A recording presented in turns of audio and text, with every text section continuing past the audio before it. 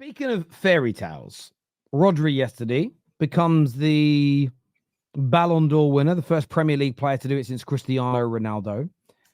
But LB, the world of football seems to be in tears. I mean, you're seeing professional footballers last night posting pictures of Rodri celebrating a goal with Rodri on the floor. The whole of Real Madrid boycotted the event. Seems maybe a little bit extreme, in my opinion. How do you see it from a City perspective? Well, from a City perspective, brilliant news. Our players won a Ballon d'Or. I think great stuff. Rodri is the best DM in the world. He's probably the best midfielder in the world. And, from my point of view, I think he fully deserves it. I think for a football club, even though it's an individual award, I think it does massive things for the football club. If you listen to a lot of these younger players now, the likes of Musiala, the likes of Vert, they all want to win the Ballon d'Or. They all talk about winning the Ballon d'Or.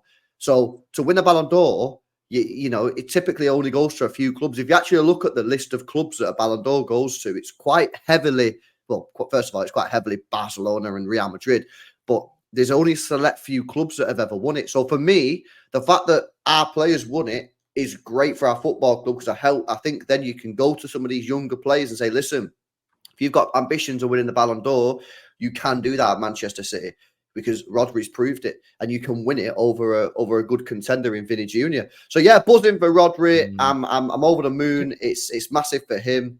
For those clubs, sorry to interrupt. Sorry, for the list of those clubs, Blackpool have one. Like Sir Stanley Matthews won it in 1956. By the way, he was like in his 40s when he won it, which is crazy. Yeah, that's wild. Yeah. Man United have 4 of them with Law, Charlton, Best, and Ronaldo. Liverpool have 1 with Michael Owen, and now City. So established Premier League clubs, only been 3 clubs ever that have done it. There's only 4 clubs ever in the history of English football that have a player who has won a Ballon d'Or.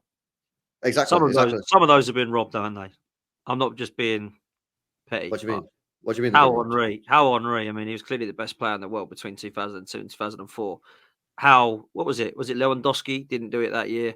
How Haaland didn't get it, in my opinion, winning a treble. I just think there's players from teams that should have 100% got it, but they weren't Messi or Ronaldo at the time, so they got it.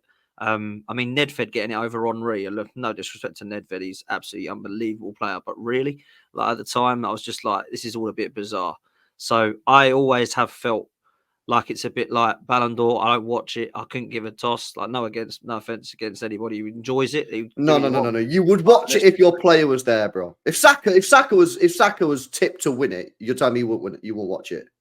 No, I'd probably just look at the result. That's such a lie, man. That's such a lie, bro. You're Arsenal fans, man. If Saka was tipped to win the Ballon d'Or, yeah, you would be watching it, man. You'd be doing watch-alongs like I was doing. You'd be getting the popcorn out. You'd have parties going on. Yes, you would. Stop lying.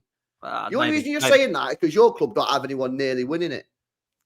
No, I've tipped my club should have won.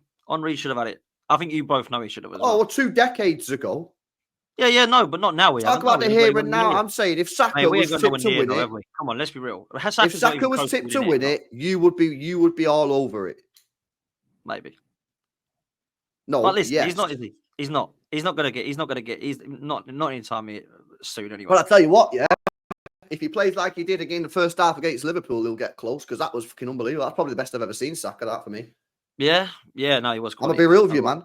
Listen, I'm a bit rude. I thought that was crazy. Don't say it too loud, man. People will start saying you like Arsenal again. What's going on? But look, let me 45 minutes.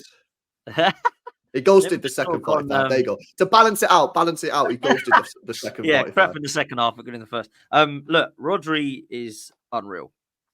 I honestly think he's probably one of the best that Man City have had now. I know we talk about like the Agueros and you talk about David Silva's, Kevin De Bruyne's. I think he's definitely in that bracket. But I actually think we might have to go one better, man. I think he might be, if you're looking at all-time greats in the Premier League in that position, I genuinely think he's up for debate now with the Vieiras, the Scholes, the Keanes, those guys. I genuinely think he's that good. And I think that he influences Manchester City so well. Now, look, at the moment, you're doing really well without him, right? So it's a bit weird me saying that you absolutely need him in your team to get forward because you actually are winning games without him in your side. But he is so pivotal to how you are playing and how you want to play and how Pep wants to play. I honestly think he's so good. And I thought Yaya Toure and Fernandinho were going to be very, very hard to replace. And I must admit, when you bought him, LB, I don't know what you thought of him as a fan base, but I was thinking, don't quite get it, not quite seeing what he does. And then it was like, was it 12 months, I reckon, of him not really sure. And then boom, I was like, right, okay, this player's unreal. And maybe I did a bit of a Gilberto Silva on him and thought not quite sure what he does until you don't see him. But my God, this guy is absolutely phenomenal. Like, he's so good, man. And I thought it was deserved, man. I thought it was deserved. If you look at what he's won in the game in the last couple of seasons, he's done the treble, he's won the Euros, he's been pivotal for both club and country. I think you got to respect it, man. And I put it out on Twitter last night in my tweet saying you got to congratulations to him. He deserves it. And a lot of people coming to me telling me to F off and don't congratulate Man City players and stuff. And I'm like, hang on a minute. I don't really care that I'm congratulating a Man City player. He's an absolutely phenomenal player. He deserved it, man. A lot of people thought Vinny Jr. Real Madrid, I thought, was a bit of a disgrace, if I'm honest. That's basically the equivalent of throwing Teddy in the corner, isn't it? Let's be real. It's quite embarrassing, if I'm honest. So, yeah, for me, well-deserved, top player. And I can't lie, I'm quite glad that he's out for a long period of time because Man City are definitely not the same without him, that's for sure. Yeah, this whole thing about Vinny being robbed, I mean, do me a favour. I mean, honestly, it's absolutely ridiculous. Listen, if you want to say that Vinny should have won it, no problem. I'm going to sit here and have a massive debate with you. I think Rodri should have won it. You think Vinny should have won it. That's fine, right? But to say he was robbed, when you're saying something is robbed, that indicates that it's an absolute clanger. It's an absolute horrific show. So, for example, the penalty that went against Man United against West Ham, I thought was an absolute clanger. Yeah, you could say Man United were robbed there because I thought it was a horrific penalty. I can't believe it was given. Right? That's a robbery. Yeah, this is not a robbery. He look at his what he did in Copa America. Right, he scored 2 goals in 3 games in the group stage and then didn't play again. Right, his G&A. Football's not all about G&A, but his G&A is not exactly spectacular for a forward. I think he got 33, 34 goals in all competitions, combined with assists, that is, by the way. So it's not like he got like Messi numbers or Ronaldo numbers or even Haaland numbers when Haaland got over 50 goals and won a treble and still didn't win it.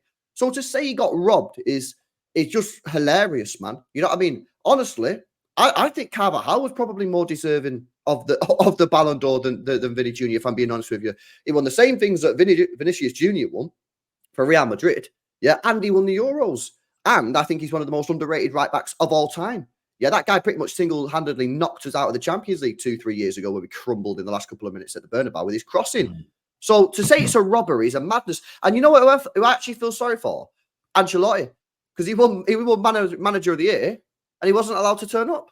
Now, whether he decided that he wasn't going to turn up, maybe he just decided. But like that guy got won manager of the year, he didn't turn up. They won club of the year, they didn't turn up. And they're all acting. And by the way, as well, yeah, you know, it's quite funny how, I don't know maybe if he's done it yet, but Mbappe and Jude Bellingham have been silent so far. They've not said anything because they're not going to get involved because they want to win it themselves. So they're not going to sit there on social media and say, Vinny robbed, he should have won it. Because they probably feel that they should have won it themselves. So the whole thing is crazy. To not turn up, I think, is a madness, to be honest with you. I agree with that. The reason that the Real Madrid have done this, though, is almost, but it's to intimidate the Ballon d'Or. They're never going to change their mind at the last minute. It was done, right? They'd have had everything's done, ready.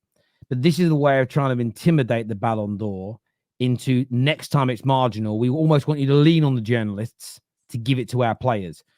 I will say this, I've said it for years, that I don't necessarily, I think it's some people love it, and I understand that.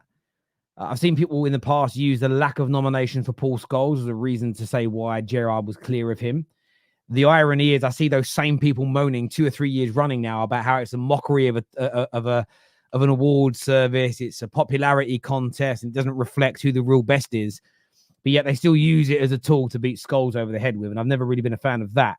But on Vinicius Jr. individually, I agree with you 100%, LB. I concur that he came second and he was close to winning it. And I understand why some people believe he deserved to win it. I totally get it.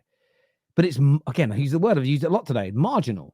Difference between the two in terms of their performances in that period, what they've achieved in that period are very, very close indeed.